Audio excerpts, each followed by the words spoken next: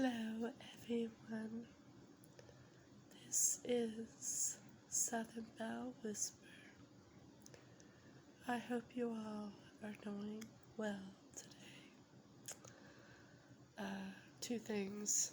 I'm wearing a dress that has no sleeves. I know it probably looks like I'm naked, but I'm not. And the second thing is, I'm still getting over being sick, you guys. This has been the longest, most aggravating illness that I've had in so long. If you guys would like me to do a video about it, about what I went through, including the exceptional doctor's care that I got, then let me know and I can do a video about that. But I'm still getting over being sick. My ears are still stopped up. If you guys have any remedies for stopped up ears, please let me know. I stopped putting the earache drops in to kind of let it dry up a little bit, because it probably has got a lot of moisture in it from the eardrops and hydrogen peroxide, and I've tried everything to get these ears unblocked, and it's so annoying. I haven't been able to listen to any, well, I'm not going to say any, like with some whispering videos, I haven't been able to watch because I literally can't hear them. I've been watching a lot of soft-spoken videos, which has been nice. I'm usually a whispering fan, but I've been watching a lot of soft-spoken ASMR videos. So thank God for that, because ASMR is like my ticket to getting good sleep. So, but in this video, I'm going to do a couple more reviews for you guys. I'm going to do a review about the third book to the Court of Thorns and Roses series, and then I want to do a review on the third episode of The Summer I Turned Pretty.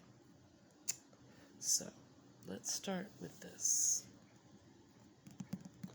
You can't tell because this video is in black and white, but this is my favorite cover of the whole series.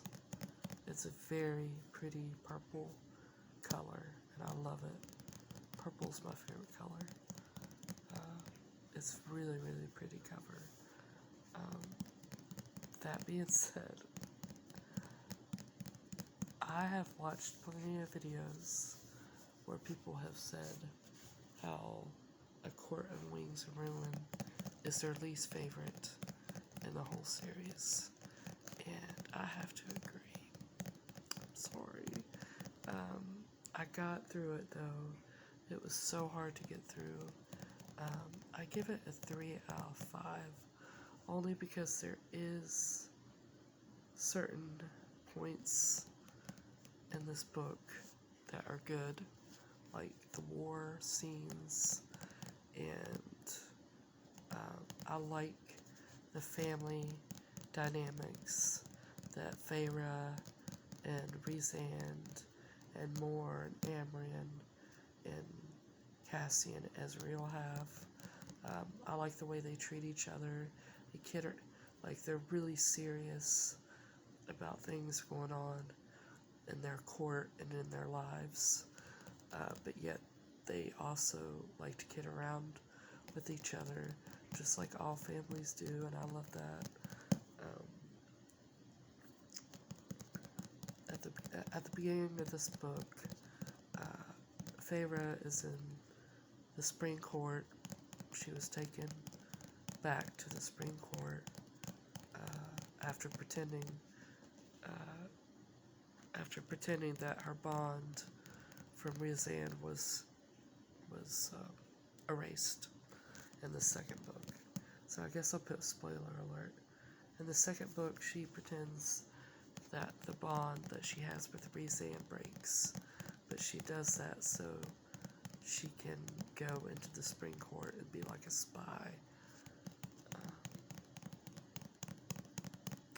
And so that is a little bit of the beginning of the book. She's like a spy, and you find out that she is now High Lady of the Night Court, and none of the other courts have a High Lady. And so she's a spy in the Spring Court for a few chapters. I don't know why. I think that was unnecessary, to be honest, because if you're going to do something like that, like, do it more than like 100 pages, you know what I mean? I just think it was an unnecessary plot point. But when she leaves the Spring Court to go back to the Night Court, she takes Lucian with her. Lucian, as you guys know, I'm a big fan of Lucian. He is Tamlin's Major Dodo, and he escapes with her because he realized in the second book that her sister Elaine is his mate. So when she escapes, he goes with her, and they like run into a lot of trouble escaping back to the Night Court. And at this time, Elaine and Nesta have been turned into High Fae, so they're pretty much hiding out at Feyre and Rhysand's house. And let's see, Elaine was supposed to be married before she was turned into High Fae, and apparently her husband-to-be just is not a fan of the High Fae, of fairies at all, so she knows that it's a no-go there. But she's also Lucian's mate, so they talk about that a lot. And I love the world building in this book. I think the way she describes things and the way she builds the world is beautiful.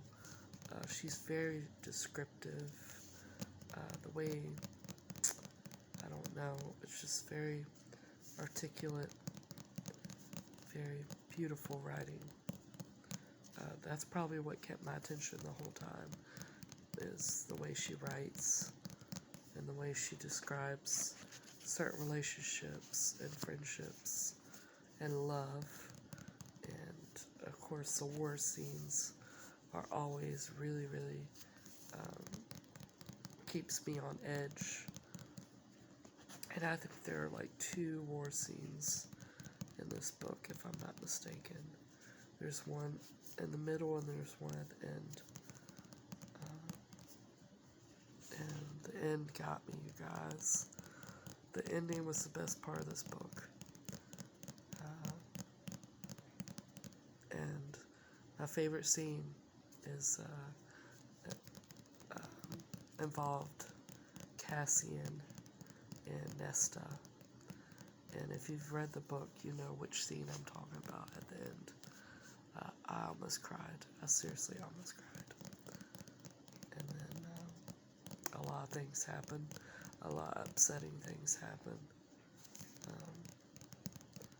Some people, they make you think are going to die. And, you know, the people that you love in the book, but then they don't die. They kind of pull the wool over your eyes a little bit. I give it a 3 out of 5. Only because the world building and the relationship dynamics and the war scenes and Rhysand, of course. I love the men in this book, you guys. I love the women too, though. I'm a big fan of Moore. I love Amron. They got some real good female and male protagonists and characters. Very strong-willed, independent characters, and I love that. So, I give it a 3 out of 5. So, it's pretty good. And then, okay, I told you guys in my last video I'm watching The Summer I Turned Pretty. I'm on the 4th episode. They release 3 episodes at the same time, and then each week, I think on Thursday, they released 1 episode. So I am just not finishing the 4th episode.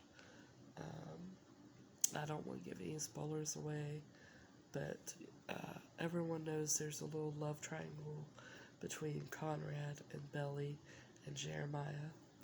Now, when I watched the first season, they made me love Conrad because he was so shy and so mysterious, and just, I loved Conrad in the first season.